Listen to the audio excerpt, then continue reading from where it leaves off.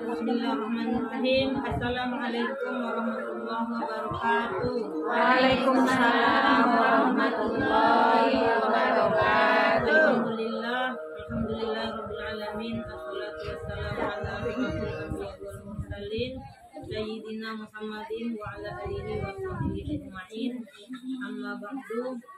Pertama-tama marilah kita memanjatkan puji dan syukur kepada Allah Subhanahu wa taala yang mana kita telah diberinya kesehatan, kesempatan sehingga kita dapat hadir bersama-sama di rumah ahli bait keluarga, yaitu dalam rangka kegiatan rutin mingguan.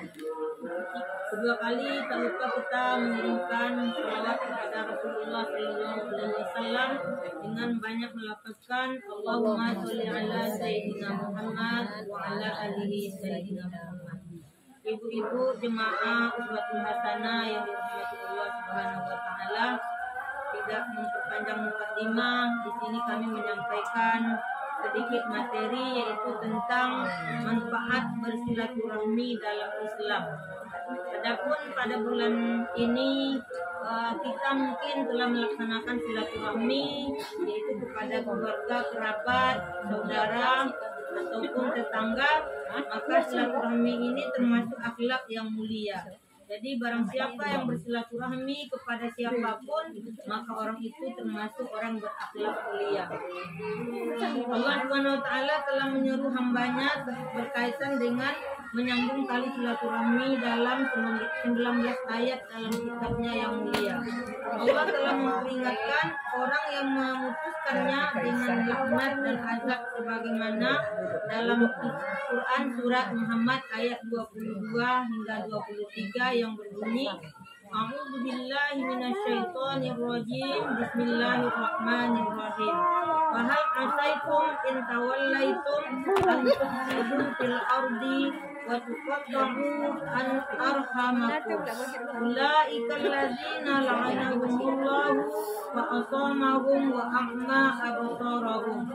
Yang artinya, maka apakah kiranya jika kamu akan membuat kerusakan di muka bumi ini dan memutuskan hubungan kekeluargaan, mereka itulah orang-orang yang dilaknat Allah dan ditulikannya telinga mereka dan dibutakannya penglihatan mereka. Jadi orang-orang yang memutuskan tali silaturahmi di muka bumi ini, maka dia akan dilaknat oleh Allah Subhanahu wa taala dan diberi azab sehingga ditulikan telinganya, yaitu menjadi peka tidak mendengar dan juga dibutakan matanya. Itulah laknat Allah kepada orang yang memutuskan tali silaturahmi tersebut. Jadi mungkin ibu di sini tidak ada yang seperti itu, karena di sini kita orangnya orang yang berakhlak mulia semuanya. Silaturahmi merupakan satu kebutuhan yang dituntut fitrah manusia karena dapat menyempurnakan rasa cinta dan interaksi sosial antara umat manusia. Jadi silaturahmi ini adalah merupakan satu tuntutan, tujuannya yaitu memperbaiki hubungan kita antara manusia. Kita bersilaturahmi mungkin kepada sanak saudara itu bukan merupakan suatu keindahan, tetapi adalah itu tuntutan manusia untuk melaksanakan silaturahmi tersebut agar menyempurnakan rasa cinta dan interaksi sesama manusia tersebut. Silaturahmi juga merupakan dalil dan tanda kedermawanan serta ketinggian akhlak seseorang. Jadi orang yang sering bersilaturahmi itu ibu orang yang akhlaknya tinggi, bukan orang yang ria, tapi dia mungkin karena berakhlak mulia maka dia senang dengan bersilaturahmi kepada keluarga ataupun saudara dan juga tetangga. Silaturahmi adalah perbuatan yang sangat memutuskan silaturahmi adalah perbuatan yang sangat dilarang oleh agama Islam. Jadi kalau kita beragama Islam, sehendaknya kita tidak boleh memutuskan silaturahmi apalagi dengan keluarga kita, dengan tetangga, karena silaturahmi itu adalah akhlak yang terpuji, yaitu akhlak mulia. Dalam agama Islam juga tidak boleh kita memutuskan tali silaturahmi tersebut. Sebagaimana firman Allah dalam surat An-Nisa ayat 1 yang berbunyi, Bismillahirrahmanirrahim. Wattaqullaha alladzi tasaaluna bihi wal arham. Innallaha kana 'alaikum raqiba. Yang artinya, dan bertakwalah kepada Allah yang dengan mempergunakan namanya. Jadi kalau kita bertakwa kepada Allah dan kita menyebut nama Allah Subhanahu wa taala, kamu saling meminta satu sama lain dan peliharalah hubungan silaturahim. Sesungguhnya Allah selalu menjaga dan mengawasi kamu.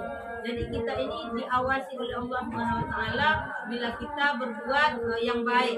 Karena di sini anjurannya yaitu mempererat tali silaturahmi itu antara sesama manusia. Menurut Rasulullah Sallallahu Alaihi Wasallam, Allah Subhanahu Wa Taala akan melapangkan rezekinya dan Allah juga akan memanjangkan umurnya. Kita yang bersilaturahmi itu ibu ada mendapatkan kebaikan dari Allah, yaitu bisa melapangkan rezeki. Mungkin kalau kita bersilaturahmi itu jelas kita dapat rezeki. Di situ udah dapat kelapangannya dan juga memanjangkan umur.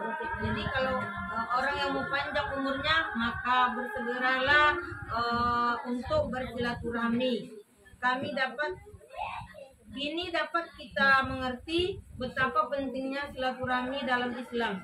Maka melihat pentingnya silaturahmi tersebut ada beberapa manfaat dalam bersilaturahmi. Yaitu yang pertama mendapatkan ridho dari Allah Subhanahu wa taala, dan yang kedua membuat orang yang kita kunjungi berbahagia. Kita kalau dikunjungi lagi berbahagia enggak ibu-ibu?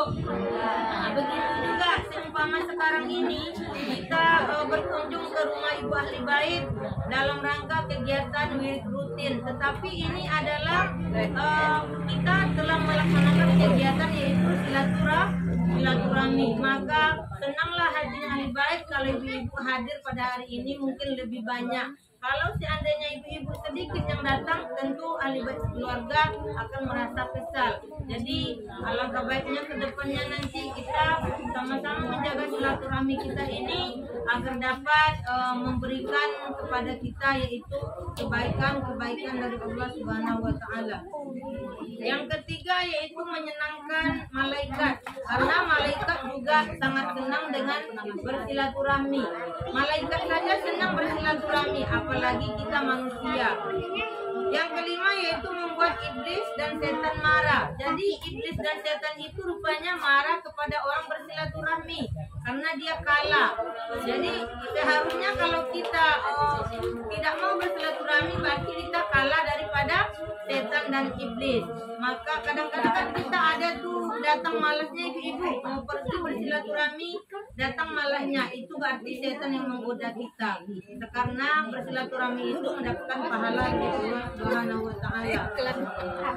Yang keenam juga memanjangkan usia, yaitu memanjangkan umur kita. Kalau kita senang bersilaturahmi maka umur insya Allah akan memanjangkan umur kita. Yang ketujuh menambah berkah rezekinya. Jadi rezeki yang kita berikan kepada orang bersilaturahmi tersebut maka akan bertambahlah keberkahannya. Jadi jangan takut ibu-ibu bersedekah tidak mengurangi rezeki kita ibu-ibu, malah bertambah. Karena tidak ada orang menyebut bila disedekahkan rezeki kita itu akan berkurang. Tidak, tetapi mungkin bertambah tidak suatu saat. Mungkin ada di lain waktu kita tidak terasa dengan keberkahan rezeki kita tersebut. Yang ke-9 yaitu yang ke-8 membuat senang yang telah wafat. Orang yang telah wafat tersebut dia sebenarnya tahu dengan keluarga yang ditinggalkannya, maka dia senang bila keluarga yang ditinggalkan tersebut senang dengan bersilaturahmi kepada keluarga sanak famili tersebut. Jadi jangan dianggap orang yang mati itu tidak tahu ibu dengan perangai kita yang hidup. Maka di sini beliau dapat menampak kita, tapi dia tidak bisa berbuat apa-apa. Yang ke-9 yaitu bisa memupuk rasa cinta dan kasih terhadap sesama. Maka kalau kita sering berkunjung kepada keluarga, mungkin itu merasa erat jadinya hubungan kita, maka terjadilah kasih sayang dan terjadilah silaturahmi yang baik antara kita dan kerabat kita tersebut. Dan yang terakhir yaitu menambah pahala setelah kematian. Karena orang bersilaturahmi itu ibu akan terkesan. Misalnya ini bu, kita berwirid ini bersilaturahmi, maka besoknya kita meninggal salah satunya, maka kita akan terkesan dengan dia. Karena orang yang sering bersilaturahmi itu akan kita kenal terus. Mungkin kita teringat dia sering bersilaturahmi, maka kita orang yang tersebut maka akan kita selalu doakan, maka dapat juga menambah kebaikan kepada orang yang telah meninggalkan kita tersebut. Jadi mungkin ibu-ibu semua di sini, ibu-ibu yang termasuk orang yang bersilaturahmi kepada sanak saudara, tetangga, kerabat, maka Allah hendaknya akan memberikan pahala kepada kita semua.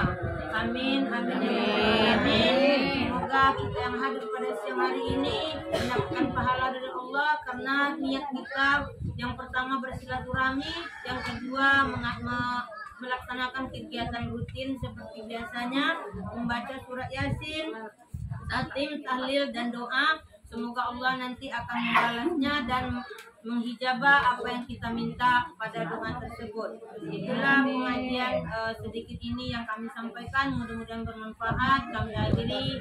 Wabillahi taufiq wal hidayah. Assalamualaikum warahmatullahi wabarakatuh. Waalaikumsalam warahmatullahi wabarakatuh.